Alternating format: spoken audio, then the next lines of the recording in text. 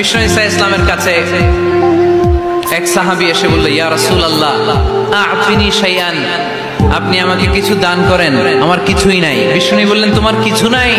সাহাবী বললেন, ইয়া রাসূলুল্লাহ ঘরে আমার শুধু দুইটি জিনিস আছে। কয়টা? চিল্লায় বলেন কয়টা?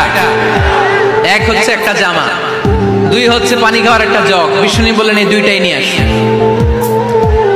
বিশ্বনবীর কথা শুনে ওই সাহাবী ঘর থেকে জামা নিয়ে আসলেন, পানি খাওয়ার জগ নিয়ে আসলেন।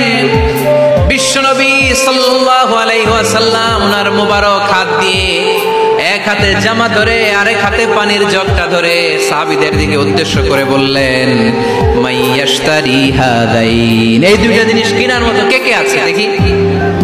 কয়েকজন হাত তুললো। বিশ্বনবী বললেন, কত দিয়ে কিনবা? এক সাহাবী বলে, ইন্নী আশতারিহিমা বিদিরহাম, ও নবী যদিও